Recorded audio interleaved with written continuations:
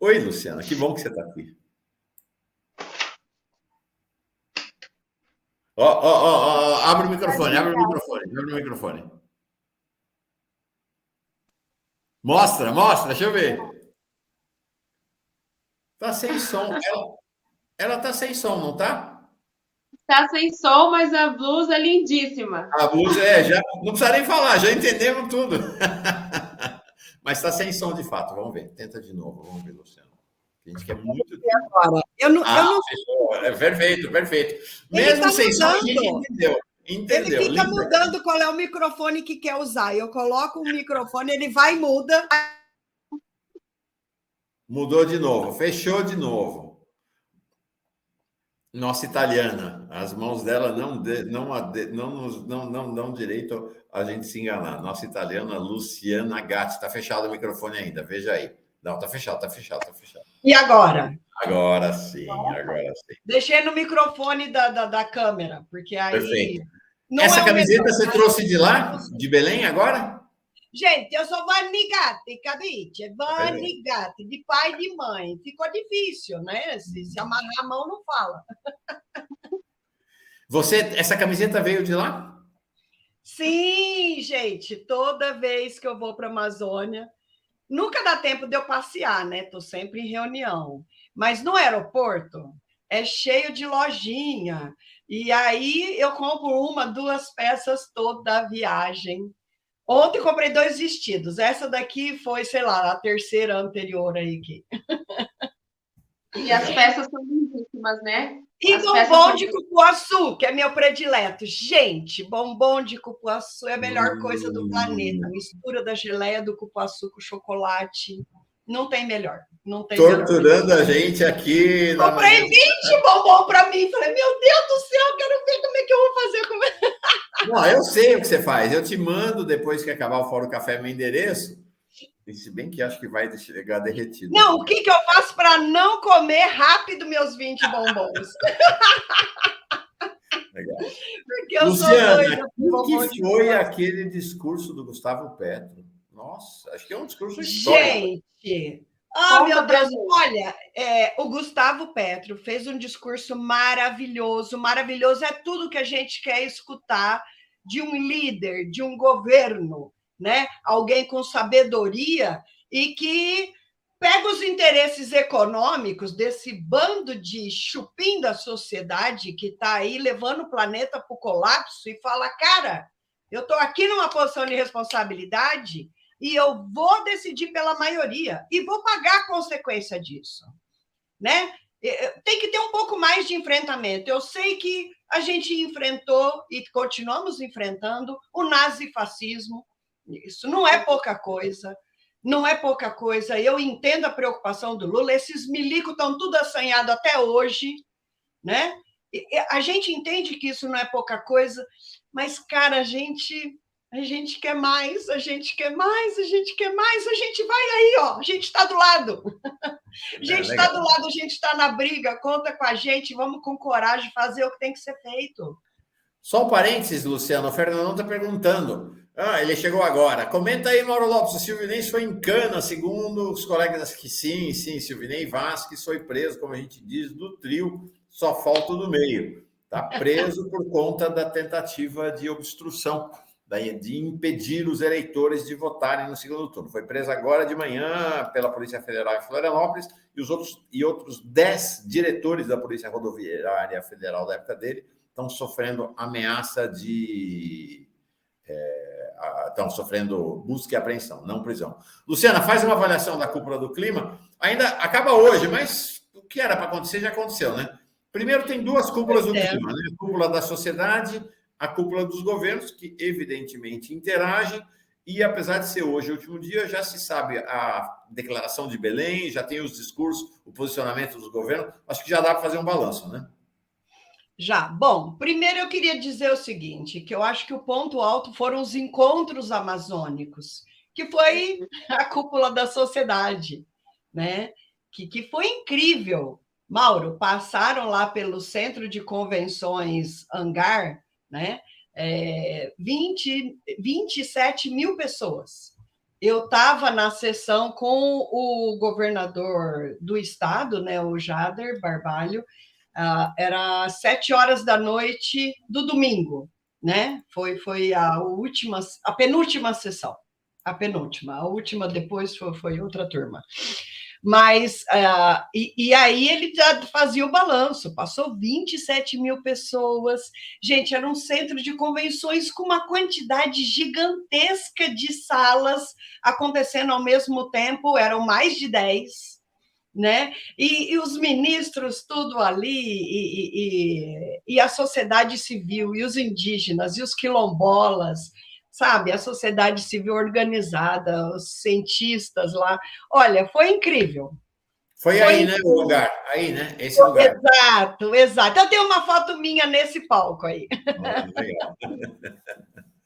Era os Diálogos Amazônicos, né? Foi esse o nome, né? Sim. Diálogos Amazônicos, exatamente. Eu falei encontros amazônicos, não, Diálogos Amazônicos. E ontem, que foi o primeiro dia, né, da cúpula dos governos, teve marcha dos indígenas e do MST, que junta, né, eu vi muito assim, a Amazônia indígena, a Amazônia negra, sabe, o povo organizado se manifestando, lindo, lindo, e assim, e muito interessante, Mauro, que eu achei de uma sensibilidade, Pedro, porque é isso mesmo, a sociedade civil já assimilou o discurso de que a Amazônia está indo para o ponto de não retorno, e o governo ainda não, sabe? Falar em petróleo na Amazônia, pelo amor de Deus, né?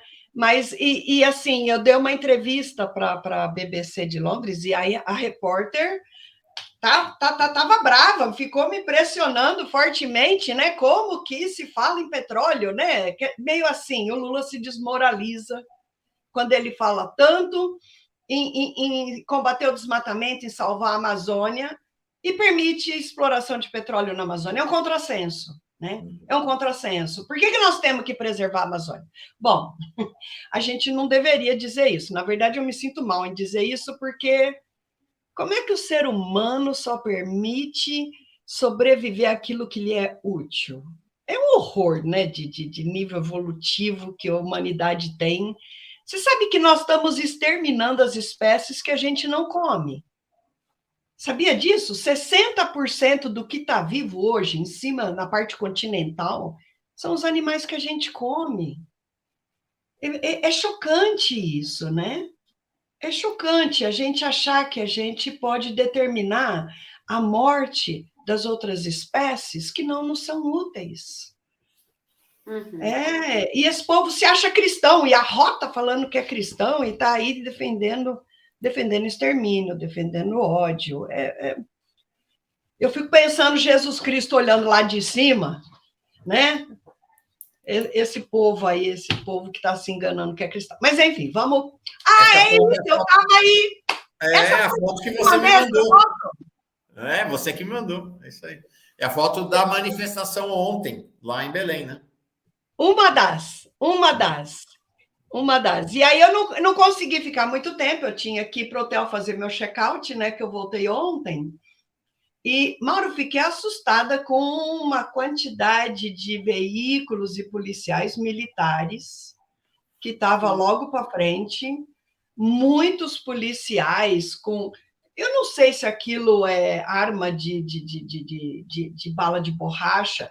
Cara, num negócio enorme, vai sair da tela, num negócio assim enorme, os caras, né? E eu falei, gente, o que é isso, né? Eu quase que fui conversar com eles, porque assim, aí eu falei, vão me levar para a prisão se eu for lá conversar com eles e eu tenho que fazer meu check-out, não vai dar.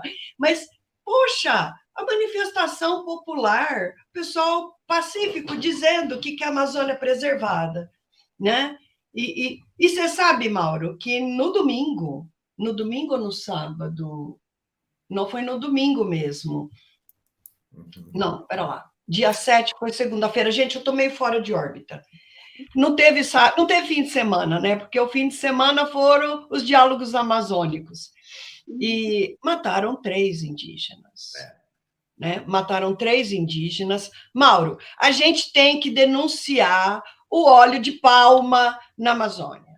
Esses caras se vendem como economia verde, como qualquer eco aí, mas o pessoal chama de greenwash. Greenwash, wash é de lavagem verde, né? Quer dizer, você põe um rótulo aí, porque a palma é uma planta, né? Não, mas eles usam um veneno, Mauro, um veneno usado na plantação da palma é terrível. E assim, inúmeros cânceres, doenças gravíssimas, e eles vão até a beira da casa dos indígenas, é seríssimo. É um problema muito grave, eles expulsam na base da bala as pessoas da terra, né? Você sabe que o óleo de palma foi expulso da África, né? Do tanto de gente que morreu de doenças gravíssimas, e estão agora na Amazônia se fazendo de economia verde. A gente tem que denunciar, e óleo de palma vai num monte de comida. Você vê, ontem eu estava no avião, eles distribuíram lá uns chips de batata doce. Aí você vai ler os componentes, óleo de palma. Repara como o óleo de palma está como um aditivo na indústria alimentícia, né? E, assim, matando pessoas na Amazônia. Né? Então, isso não é bioeconomia. Matando a floresta, matando pessoas humanas e pessoas vegetais na Amazônia. Exato! Olha, esse problema, Mauro, um ponto de discussão que a gente tinha que ter, né? E se eu pudesse sugerir alguma coisa, eu diria a gente tem que estudar a questão do uso do veneno na Amazônia. Nós estamos falando da proteção da biodiversidade.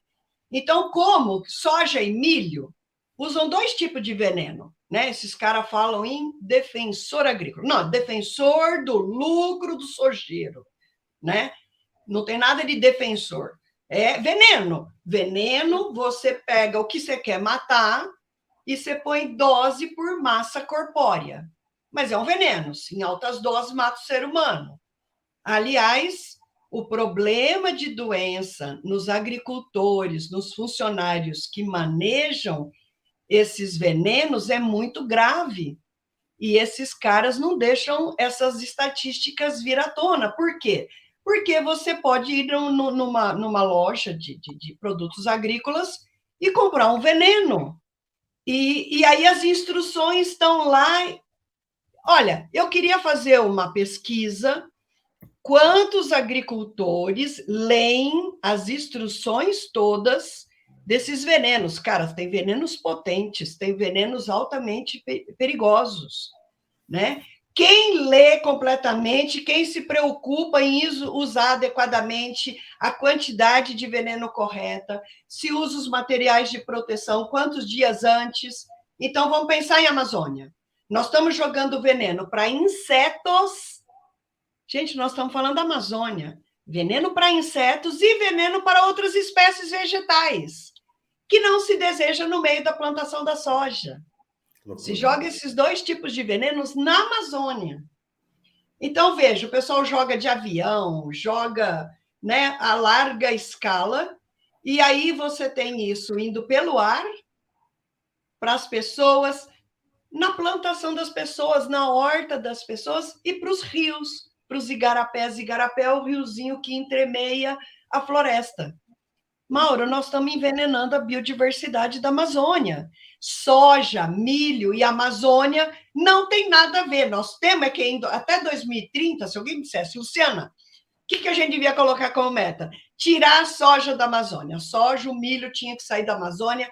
O gado também, só permitir a plantação para autoconsumo. Não para exportação, gente. 90% da soja que está lá destruindo a Amazônia e envenenando as pessoas e a biodiversidade é exportada. Vai alimentar porcos na China. 60% de toda a soja brasileira exportada vai para a China. Né? Luciana, tem sentido? Deixa eu te perguntar uma questão central dessa cúpula da Amazônia e que não seria tão central se não fosse a intervenção do Gustavo Petro ontem, foi realmente histórica, é a questão da exploração dos combustíveis fósseis, né? Não apenas petróleo, carvão e gás na Amazônia. O Gustavo Petro propôs, ele não propôs acabar imediatamente, mas ele propôs que estivesse incluída na declaração de Belém, não entrou, uma previsão de fim da exploração, né? Uma sinalização, não tem isto, não tem isto. Então, essa me parece a grande derrota para a Amazônia da declaração de Belém. Estou vendo aqui o Crisanto Lopes de Oliveira, olha aqui, ele diz, é uma posição que tem bastante, inclusive em segmentos da esquerda, né, o pessoal vinculado ao PT e tudo, diz, sou totalmente a favor da exploração do petróleo na Amazônia pela Petrobras, com o cuidado habitual que essa empresa pratica. É bom deixar claro que os postos ficam 500 quilômetros de distância da foz do rio. O Crisanto está fazendo nenhuma acusação a você, tá, Crisanto? Mas ele está disseminando uma fake news que o governo, a Petrobras e o Ministério das Minas e Energia estão divulgando. Eles usam essa distância dos 500 quilômetros da foz do rio e escondem o fato de que a distância para a costa de Roraima é praticamente a metade da distância que o pré-sal tem no sul do país. O pré-sal está a 300 quilômetros da costa, aqui na região sudeste do Brasil. Lá, 175, praticamente a metade. Então, queria te perguntar em relação a essa questão, teu olhar de cientista para o tema da exploração do petróleo. Tinha que estar na declaração de Belém uma condenação, uma decisão dos governos em relação a isso? Com certeza, Mauro. Olha, primeiro que o seguinte, eu escutei 150, tá? 150? Tá bom. 150. E isso, olha... Ou seja, metade do pré-sal, da distância do pré-sal. Exato! Sem estudo, sem estudo. E aí eu vou dizer o seguinte, nós temos um estudo lá, a gente fez 2 anos de perfil de avião, e aquela região é uma região que remove carbono da atmosfera, com uma potência maior do que a Amazônia é capaz de remover. Isso não está publicado, infelizmente, mas é muito grande a remoção de CO2 da atmosfera. Por quê? Porque a foz do rio Amazonas traz um monte de nutrientes, de matéria orgânica e deságua no oceano. E ali tem a plataforma continental, que ela é mais rasa, né? Do que o oceano profundo. Quando você pega assim, um programa feito Google Earth, você vê uma borda azul clara em volta do Brasil, e você vê que no nordeste para o norte, essa borda vai crescendo, crescendo, crescendo. Em cima dessa borda tem mais fitoplâncton, e na foz do rio Amazonas, a gente vê assim, o rio chega no oceano, ele desce um pouco e aí ele sobe. Tem imagem de satélite de clorofila, que vai marcar a fotossíntese que esse fitoplâncton está fazendo. E ela é super intensa, Mauro, porque com esse tanto de alimento que vem do rio Amazonas, ali tem uma vida muito rica, muito abundante, removendo o CO2 da atmosfera. Então, número 1, aquela área está fazendo uma absorção de carbono maior ainda que a da Amazônia, em termos de metro quadrado, tá? Não estou falando se eu pegar a Amazônia inteira e aquela área, essa conta a gente não fez. Essa no conta litoral ali, então, é isso? Exato, nessa região que pega o norte do Pará e depois vai subindo, assim. Mas a plataforma continental, ela tem 200 quilômetros a um pouco mais ali. Então, a exploração é para ser feita dentro da plataforma. Segundo, ali tem uns corais únicos e há uma reserva de corais gigantesca. Então, nós estamos falando de uma biodiversidade única, gigantesca. Então, assim, começa que nós estamos falando em destruição desse ambiente rico em biodiversidade. Então, remove CO2 da atmosfera, é riquíssimo em biodiversidade. Terceiro, que na verdade deveria ser o primeiro. Qual é o grande desafio colocado para a humanidade? O desafio número 1, deixar de usar combustíveis fósseis.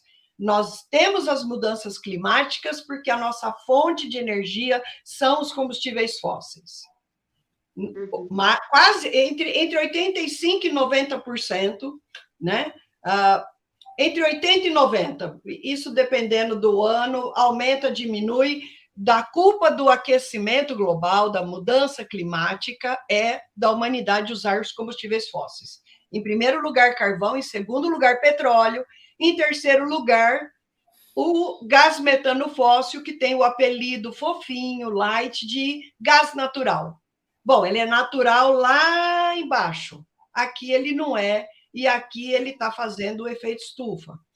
Então, assim, se a gente tem como desafio deixar de usar petróleo, qual é o sentido de você investir uma quantidade de dinheiro gigantesca em pesquisa para explorar petróleo numa área em que você vai matar essa biodiversidade rica?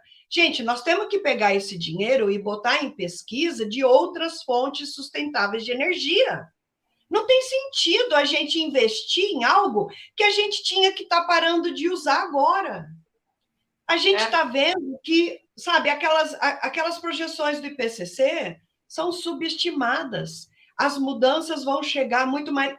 Já chegaram mudanças, nós temos aumentos de temperatura, derretimento de gelo que os modelos não previram.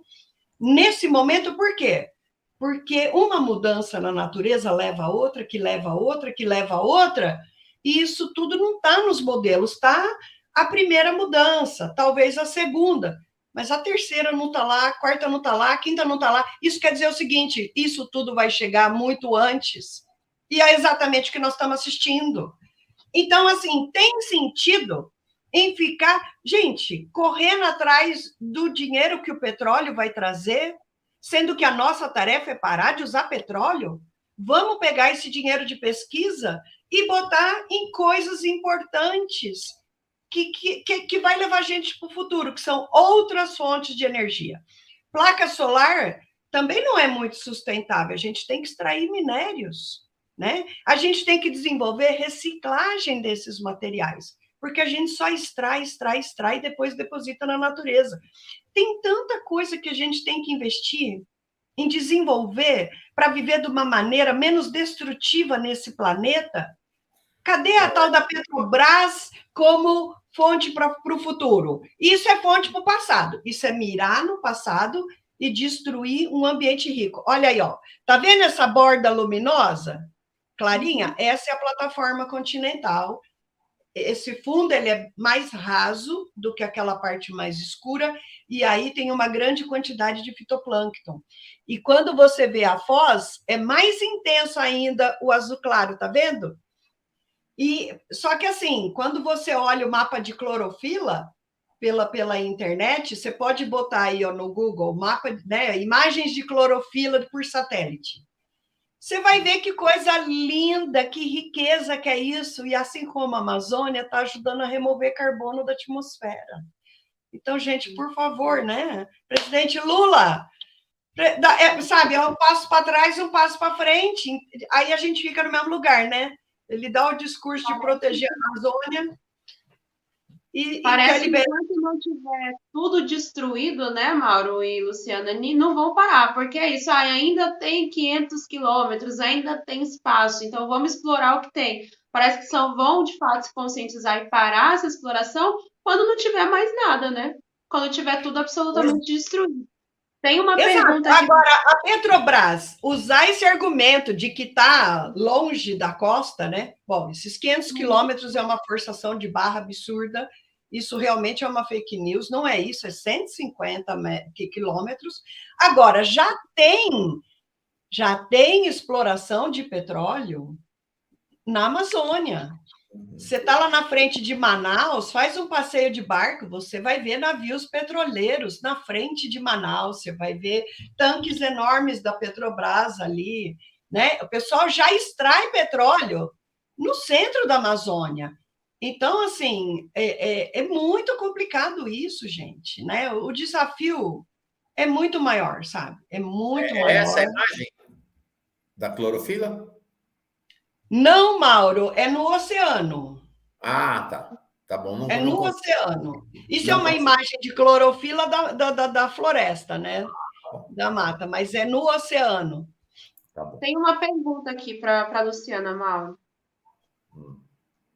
Fazer aqui do professor Roberto Diálogos Subversivos. Ele diz: doutora Luciana, eu concordo que precisa mudarmos a matriz energética. No entanto, lembro de ter lido alguns trabalhos que falam que a fonte de petróleo pode até ser reduzida, mas não substituída. É isso? Ele pergunta. Então, olha, isso é uma discussão importante porque é o seguinte: a gente está cada vez mais consumindo mais energia. Mas se você olha, tudo na tua casa vai ficando automatizado, tudo você tem que meter na tomada. Né? Você entra na tua casa e fala lá com a, sei lá, a fulana. Acende a luz, mas não sei o quê. Bom, não sei, eu nem sei o nome aí, porque... Então, a gente está cada vez mais consumindo energia. Então, assim, gente, nós temos que ter uma conversa séria. O jeito que a gente vive hoje não é sustentável. Então, assim, a gente tem que não só deixar essa matriz energética que está levando o planeta ao colapso, que está levando à extinção inúmeras espécies e vai nos levar à extinção. Gente, quantas pessoas já morreram de eventos extremos? Já morreu um monte. Não é que no futuro vai morrer os nossos netos, como o Pietro falou. Não. Hoje já morre um monte. Olha lá o pessoal do Guarujá, né? Do Guarujá, não, de São Sebastião. Né? Quantos brasileiros morreram? Quantos brasileiros morreram na Bahia, no Espírito Santo, Minas Gerais, Rio Grande do Sul, Santa Catarina? Isso são mudanças climáticas. Isso já são vítimas desse modelo não sustentável de vida no planeta. A gente produz alimento errado, a gente produz energia errado, a gente consome errado, a gente consome energia demais. Então, assim, a gente tem que ir para uma matriz energética não fóssil, né? E temos que estudar bem para onde que a gente vai, porque também trocar 6 por meia dúzia fica complicado, mas a gente também tem que reduzir o consumo de energia. São duas coisas que a gente tem que fazer. A gente tem que reduzir o tanto que a gente consome de carne, né? De proteína animal. Temos que reduzir, a gente não precisa desse monte de proteína animal. A gente pode substituir em boa parte por proteína vegetal. Né? O tal do arroz, feijão, que é o prato super equilibrado, por quê? Porque tem proteína nas leguminosas, no feijão, na lentilha, no grão de bico, na própria soja, que como é transgênica, não é legal para o consumo humano, mas a gente pode produzir soja para o consumo humano, né? E não ir esse monte de veneno. Nossa, Mauro, desculpa, eu voltei da cúpula a 1000 por hora. Deixa eu parar. A gente tem que caminhar para o final da conversa, mas eu queria colocar ainda duas questões. A primeira é em relação ao documento de Belém, a Carta de Belém, o documento oficial. Ele faz referência ao chamado ponto de não retorno. Ponto de não retorno é o momento em que a devastação da floresta atinge determinado ponto em que ela não consegue mais recuperar. Mas todo mundo sabe qual é esse ponto de não retorno. A ciência já indicou, né? 20%.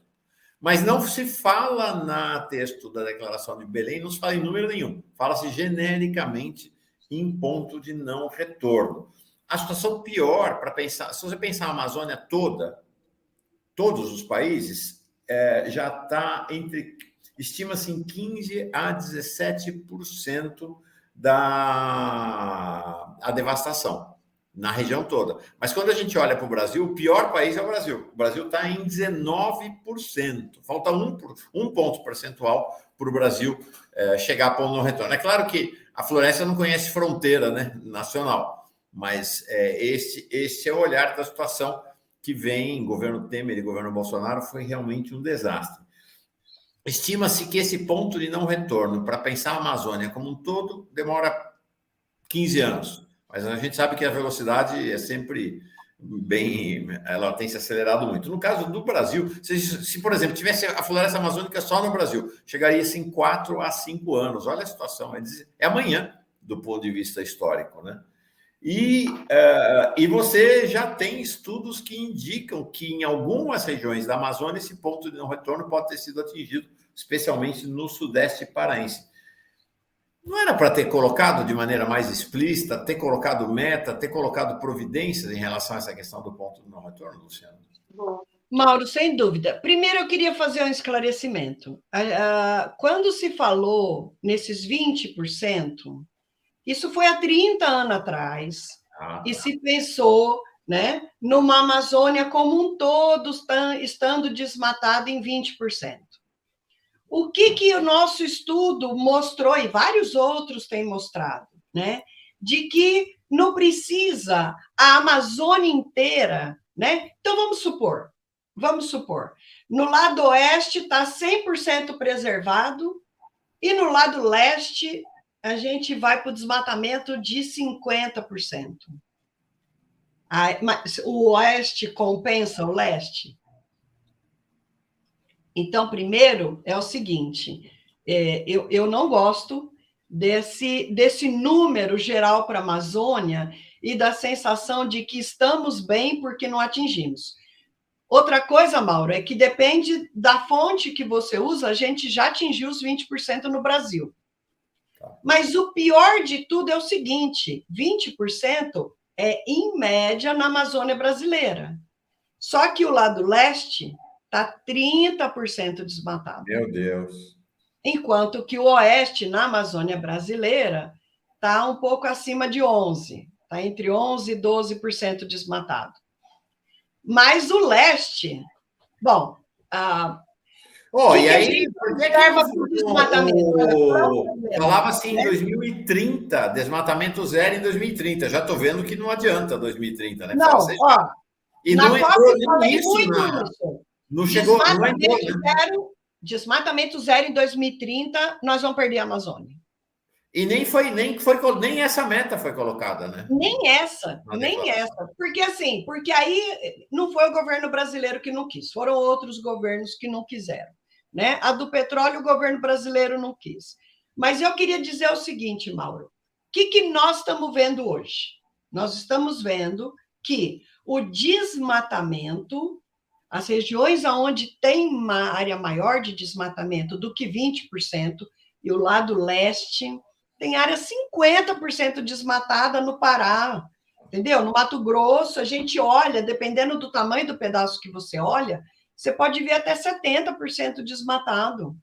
Essas regiões, o que acontece com menos árvore? Porque a árvore, ela ajuda a jogar vapor de água na atmosfera e faz parte do ciclo da água, faz parte da produção de chuva.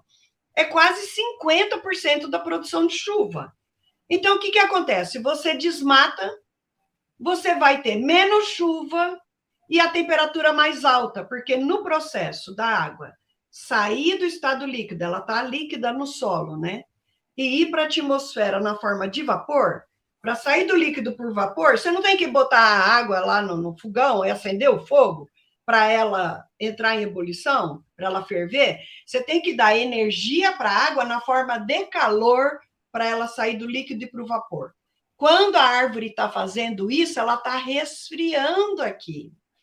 Então, desmatar significa menos chuva, temperatura mais alta, floresta doente, emitindo mais carbono. Então, a Amazônia, que funcionava como uma proteção contra as mudanças climáticas, porque removia gás carbônico da atmosfera, e ela ainda tem essa propriedade, Mauro. Se a gente não queimasse nada hoje, a resultante da Amazônia seria de remoção de carbono, né? Então, remover carbono da atmosfera, ajudar a fazer chuva e reduzir a temperatura aqui perto da superfície, que é o que está... É a elevação da temperatura na superfície que faz os eventos extremos. Então, assim, a Amazônia funciona como uma grande proteção para a gente, né? É a nossa grande mãe, ela nos dá vida, ela nos dá essa condição de vida. Agora, desmatando a Amazônia, a gente transforma a Amazônia num acelerador das mudanças climáticas, porque ela vira uma fonte de carbono para a atmosfera. Hoje ela mais emite do que absorve. Quando a gente junta a floresta mais as ações humanas, a resultante é mais fonte, tá? Ela reduz a chuva e ela aumenta a temperatura. Já está chegando na estação seca 20% a menos de chuva no lado oeste, esse lado mais preservado. Agora, eu li ontem, inclusive, que a tal da safrinha vai desaparecer, né? Que sempre foi um diferencial para a agricultura brasileira. O desmatamento faz a estação seca ser cada vez mais seca, mais quente, mais longa. Demora para começar a chuvosa. O início da estação chuvosa está sendo empurrado para frente. Aí, quando começa a dar aquelas chuvas torrenciais, inunda tudo. Olha, eu tenho um amigo grande, Argemiro Leite Filho, e ele começou a usar o termo de agrosuicídio. E é verdadeiro, porque assim, esse povo pensa que desmatando eles vão ter mais área para plantar, mas eles estão acabando com a condição climática. Você sabia que lá no Mato Piba já não tem mais chuva suficiente para plantar? Eles estão perfurando e pegando água direto do lençol freático para irrigar soja para mandar para porco lá na China? Você acredita nisso? E o incrível, aí só fazer uma observação final, o professor Luiz Eduardo Soares está aqui, vai entrar na sequência, que é assim, a gente se divide, o Petro falou da coisa aqui, a extrema-direita, a direita é negacionista por definição, então negam, fizeram o que fizeram com a Amazônia. A esquerda hoje está claramente dividida. Tem uma esquerda que aderiu ao negacionismo, que é essa esquerda que está lá, a presidência da Petrobras, ou centro-esquerda, Ministério das Minas e Energia, os petistas que se autodenominam desenvolvimentistas, que aderiram às teses negacionistas, né? Por exemplo, negam que a exploração de petróleo na Amazônia representa risco para a floresta, né? A negação é o que o Petro falou. Tem a política é cada vez mais negacionista, né? Os movimentos sociais e os cientistas afirmam a ciência. Isso se estende, é o que você falou, a região do Mato Piba. Qual é o estado brasileiro que mais destrói o Mato Piba? Bahia. Primeiro eu queria apontar aqui o seguinte, o nosso ministro das Minas e Energia disse que o IPCC não falou nada de novos poços de petróleo. Mauro, pelo amor de Deus, como é que um cara negacionista desse está no governo Lula? Presidente Lula, pelo amor de Deus, troca esse ministro das Minas e Energia. Né? É um absurdo. Falando em Mato Piba, sabia que Amazonas, Acre e Rondônia, eles querem reproduzir o Mato Piba dentro da Amazônia, fazer o amacro? E estão lá desmatando, feito uns malucos, parece um grande formigueiro de formiga saúva, destruindo a floresta amazônica. Estão desmatando absurdamente, Mauro. Lembra que eu falei que o lado oeste era mais preservado? No governo Bolsonaro, cara, esse formigueiro de saúva foi para o lado oeste, e o lado oeste também se transformou numa fonte de carbono. Tá? Vai sair outro artigo nosso na Nature. Eu espero que nos próximos dias aí eu já tenha a notícia da data da publicação, mostrando que o lado oeste também virou fonte, porque o desmatamento aumentou absurdamente no lado oeste. Luciana, tá? A declaração de Belém é decepcionante do teu ponto de vista? Muito, muito. A declaração de Belém é assim, vamos fazer o nosso melhor, tá? Seremos maravilhosos e pensaremos tudo e não coloca meta concreta nenhuma.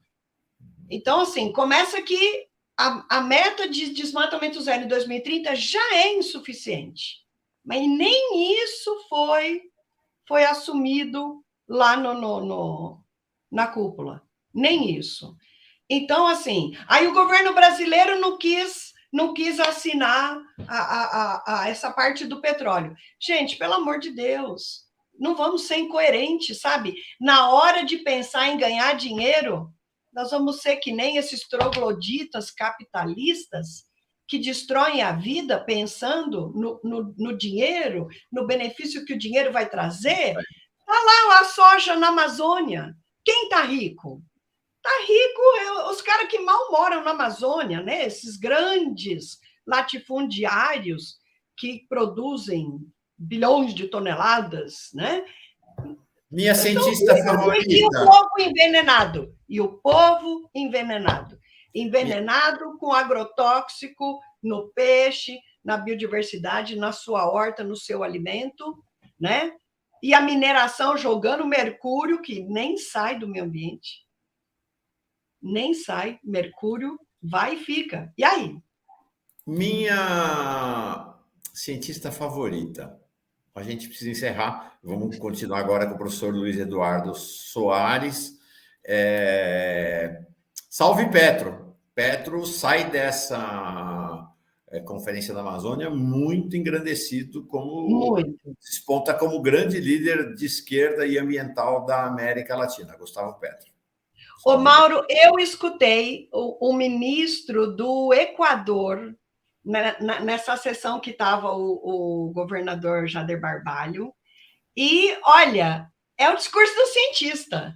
É impressionante.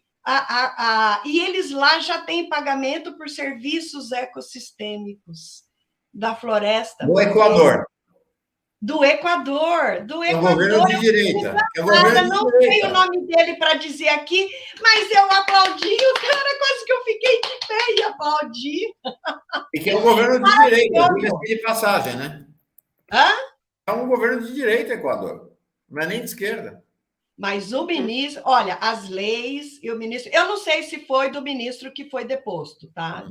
Eu não sei se ele é do governo que foi deposto, mas assim, são leis que eles já têm lá. E fiquei encantada. Luciana Gatti, você volta, né? Por favor. Volto, Mauro. Nossa, parece que nem deu para a gente conversar. Nem deu. Valeu, né, Rebeca? Se você quiser, eu estou disponível. É a cientista brasileira mais italiana do país. Essas mãos da Luciana são um charme realmente impressionante. Eu queria assistir uma aula da Luciana. Deve ser muito legal, né, Rebeca? Ô, Mauro, tiraram foto de eu falando, né, na cúpula. Eu falei, gente, o braço para lá e tal. O corpo fala. O corpo fala, sensacional. É isso aí, né, Rebeca? Valeu. Beijo, Luciano, um abraço. Deixa eu falar uma coisa, Mauro. Mauro, ganhei uma medalha de honra ao mérito. Deixa eu ver, Oswaldo mostra. Cruz, cara, medalha de 100 anos. Mostra aí de novo. Olha só, vou mostrar a medalha. Vou mostrar a medalha. Olha só. Legal. Ai, meu Deus. Pronto, tá aí. Honra ao mérito, tá aí. Essa é Oswaldo Cruz, a Sobrasp, Sociedade Brasileira de Higiene e Saúde Pública, fez 100 anos e eles fizeram as medalhas de comemoração, Oswaldo Cruz e Carlos Chagas. E o Ricardo Galvão foi um dos que ganharam medalha, e eu também fui lá ganhar minha medalha. Gente, fiquei tão emocionada, foi tão lindo. Queria agradecer muito, eu fiquei muito tocada com a homenagem, muito legal. E no período, Mauro, em que eu, uma cientista brasileira, está saindo o meu 3º artigo como primeira autora na Nature. Então, assim, a ciência brasileira é tão poderosa e é tão capaz quanto a ciência do primeiro mundo. A gente tem que acreditar na gente. E aí eu digo, cientistas mulheres, nós podemos, não tem essa que brasileiro não consegue publicar nas melhores revistas mundiais, não tem, não acredite nisso, acredite em você. Valeu. Aqui, ó, beijão. Minha medalha. Obrigado, Luciana, beijão. Beijo, maravilhoso.